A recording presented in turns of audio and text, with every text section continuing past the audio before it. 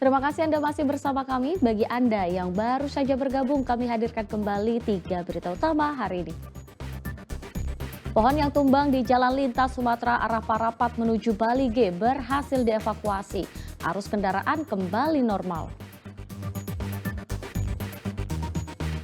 Berdalih himpitan ekonomi, seorang janda beranak 2 di Labuhan Batu menjadi kurir sabu-sabu sejak 2 bulan terakhir.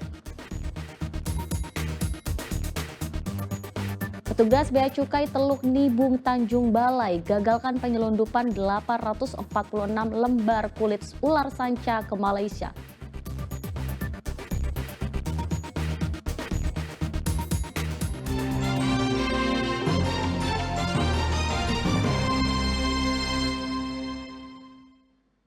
Ia berdalih terhimpit ekonomi, seorang janda beranak 2 menjadi kurir sabu-sabu sejak 2 bulan terakhir.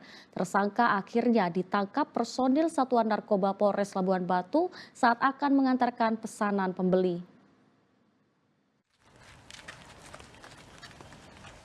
Luna Riswati menjalani pemeriksaan penyidik di Polres Labuhan Batu. Ia tidak pernah menyangka perbuatan nekatnya menjadi kurir sabu-sabu bakal membawanya ke sel tahanan. Luna mengaku terdesak himpitan ekonomi untuk memenuhi kebutuhan makan sehari-hari bersama 2 orang anaknya. Ia pun menerima tawaran dari seorang pemilik sabu-sabu untuk mengantarkan paket sabu-sabu kepada pemesannya.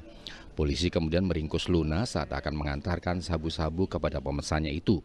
Petugas menyita barang bukti paket sabu-sabu serta handphone yang digunakan untuk berkomunikasi. Kita amankan barang bukti berupa 1 bungkus narkotika dan 1 unit handphone. Nah, terhadap tersangka kita tahan, kita lakukan penahanan terhadap tersangka. Statusnya sebagai apa, Nan? Kenapa? Statusnya sebagai apa? Dalam perkara ini status tersangka sebagai kurir. Modus operandinya gimana? Kita mendapat informasi dari masyarakat bahwasanya di daerah Bakaran Batu tersebut sering terjadi transaksi narkotika, dan kita lakukan penyelidikan dan benar bahwasanya tersangka inisial LR ini itu yang kita lakukan penangkapan. Luna mengaku mendapatkan upah sebesar Rp20.000 dari pemilik sabu-sabu. Kini tersangka mendekam di sel rutan Mapolres Labuhan Batu.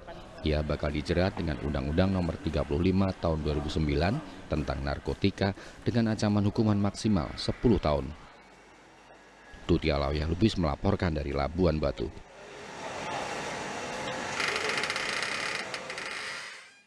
Kita ke informasi berikutnya. Kementerian Kelautan dan Perikanan menangkap 3 unit kapal asing yang melakukan pencurian ikan di perairan Selat Malaka. Selain 3 unit kapal berbendera Malaysia, 16 orang awak kapal juga diamankan petugas. 16 orang warga negara asing dan 3 unit kapal diamankan aparat Kementerian Kelautan dan Perikanan karena melakukan illegal fishing di perairan Indonesia. Ketiga kapal berbendera Malaysia tersebut ditangkap kapal patroli Hiu 16 saat menangkap ikan di perairan Selat Malaka dengan alat tangkap terlarang jenis trow. Akibat pencurian ini negara dirugikan 16 miliar rupiah.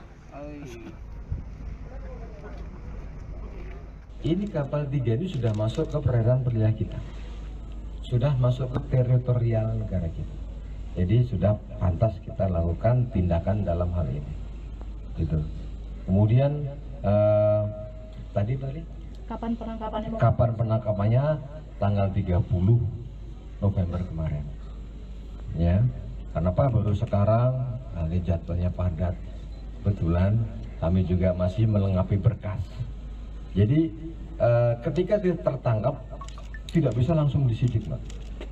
Berkas terus dilengkapi dulu. Kalau berkas sudah lengkap semua, baru nanti naikkan ke sprindik kepada Bapak Kejaksaan, ya kan? Nah, kalau sudah masuk situ, nanti ranahnya kita berdua. Kita kawal sampai di pengadilan. Gitu.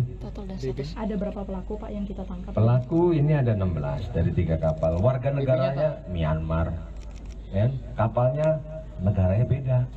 Ini kan modus seperti ini. Ya. Petugas Bea Cukai Teluk Dibung, Tanjung Balai menggagalkan penyelundupan 846 lembar kulit ular sanca sepanjang 2.400 meter. Barang ilegal tersebut akan dikirim ke negeri jiran Malaysia. Barang ilegal yang akan diekspor ke Malaysia ini ditemukan di gudang pengiriman barang ekspor Pelabuhan Teluk Nibung, Tanjung Balai.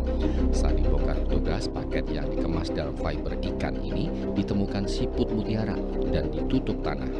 Pengemasan berlapis ini dibuat untuk mengelabui petugas, karena setelah diperiksa satu persatu di bawah lapisan tanah tersebut, ditemukan kulit ular sanca yang sudah dikemas rapi. Pengawasan itu didapati ada pengiriman barang, di mana ternyata ketika dikirim ke gudang itu tidak didapatkan dokumen pengantarannya, dokumen istilahnya surat jalannya, sehingga kemudian dilakukan, dan setelah dilakukan pengecekan informasinya itu adalah berupa fiber untuk mengemas ikan ekspor. Kemudian petugas kami memeriksa fiber tersebut, namun ada kecurigaan, ini ikan kok tidak terasa ada pendinginnya. Maka dilakukan pembukaan salah satu boxnya, dan pada saat diperiksa awal itu kedapatan kemasan yang berisi siput. Berarti kan bukan ikan, berbeda pemberitahuan ibaratnya gitu. Nah kemudian di dalam ke bawah lagi ternyata kok ada pasir dan tanah. Nah di bawah lapisan tanah itu ternyata disitulah lembaran-lembaran kulit ular sanca tadi berada, dan dari proses itu dilanjutkan ke beberapa fiber lagi, kurang lebih sampai 4 fiber, dan setelah melakukan pemeriksaan totalitasnya itu sekitar 846 lembar.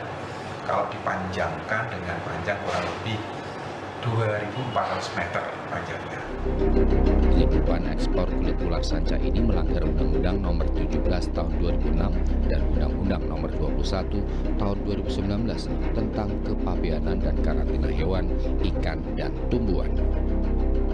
Tuti Alawi Lubis melaporkan dari Tanjung Balai. Ya, sempat pasrah karena punya kolesterol tinggi dan sakit kepala pasca terjadinya kecelakaan pada tahun 2013 lalu. Seorang warga di Medan akhirnya bangkit dan menjadi pembudidaya daun kelor dan mengolahnya sehingga mendatangkan keuntungan ekonomi.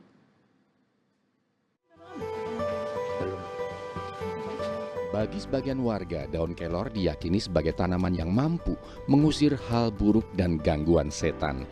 Namun bagi Syahrani Devi, seorang warga kota Medan, daun kelor diolah untuk menjadi obat yang diyakini bisa menyembuhkan berbagai penyakit.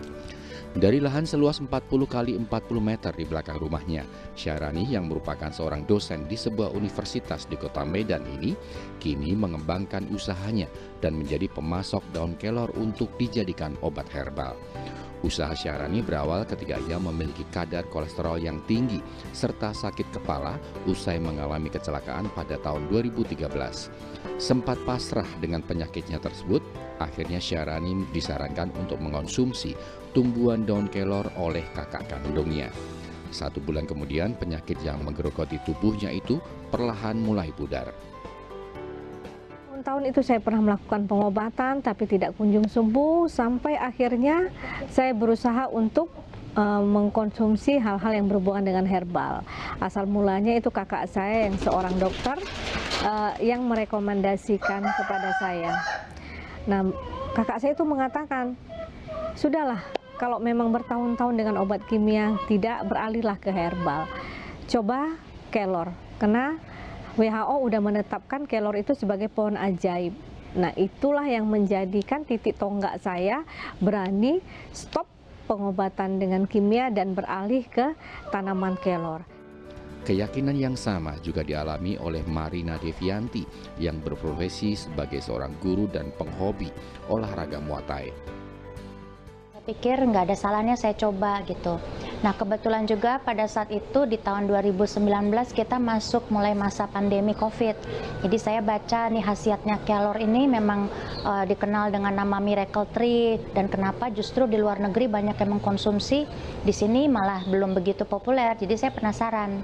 Saya coba dan alhamdulillah setelah memakan kelor ini sejak tahun 2019 itu pelan-pelan penyakit lutut saya berkurang, dan saya sudah dengan enak bisa jongkok, bisa lompat-lompat sama murid lagi.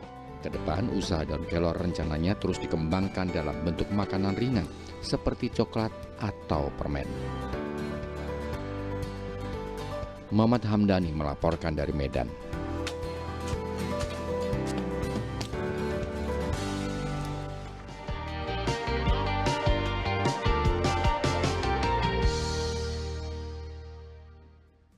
Laporan tersebut mengakhiri berita Medan hari ini. Saya Teatrika Putri berterima kasih atas perhatian dan kebersamaan Anda. Selamat beraktivitas dan sampai jumpa.